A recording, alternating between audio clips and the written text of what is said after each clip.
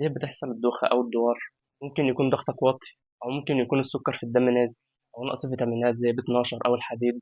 الأنيميا، وده سبب من الأسباب المعروفة للإصابة بالدوخة عند السيدات، وبيكون السبب فيه نقص الهيموجلوبين المسؤول عن توصيل الأكسجين للمخ. بيظهر في الحالة دي أعراض تانية زي تساقط الشعر، الضعف العام، وشحوب الوجه، أو السكتة الدماغية، سواء كانت جلطة في المخ أو نزيف في المخ.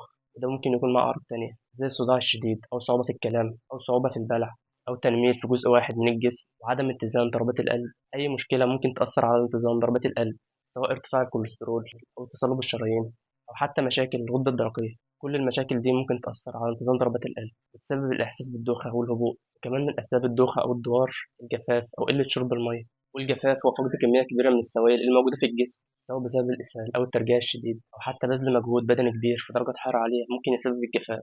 وده ممكن يسبب الإحساس بالدوخة والهبوط وعدم الاتزان.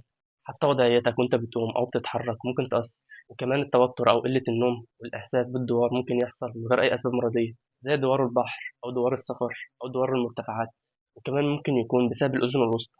بس من 50 ل 70% من حالات الدوار اللي بتحصل بسبب مشكلة صحية بيكون السبب فيها هي الأذن الداخلية. أول حالة من حالات الدوار اللي بتحصل بسبب مشاكل الأذن الداخلية هو الدوار اللي بيحصل بسبب التهاب العصب السمعي، أو اللي معروف بالعصب التاني أو العصب الدهليزي. أي عدوى فيروسية أو بكتيرية أو حتى التهابات بسيطة ممكن تأثر على العصب السمعي بتسبب الإحساس بالدوار أو الغثيان والرغبة في القيء. وفي بعض الحالات ممكن يبقى معاها طنين في الأذن. الحالة التانية من حالات الدوار بسبب مشاكل الأذن الداخلية هو دوار الوضع الحميد، وده بيحصل أكتر مع كبار السن بعد الستين. ممكن يحصل بعد أي إصابة في الرأس، وبيكون الدوار في الحالة دي بسيط جدا وبيستمر لثواني، ومش بيكون معاه أي أعراض تانية. واللي بيميز النوع ده من الدوار إنه بيظهر أكتر مع تغيير وضعية الرأس، أو حركة الرأس المفاجئة، أو حتى تغيير وضعية الرأس أثناء النوم. وفي باقي حالات الدوار اللي بتمثل تقريبا 30% ممكن الدوار ده يحصل بسبب مشاكل تانية بعيدا عن الأذن الداخلية، زي الدوار اللي بيحصل مع الصداع النصفي. وكمان الدوار اللي بيحصل بسبب مشاكل النظر، سواء طول أو قصر النظر. كمان الدوار اللي بيحصل بسبب مشاكل فقرات الرقبة. أما الحالة الثالثة من حالات الدوار بسبب مشاكل الأذن الداخلية هو مرض منير،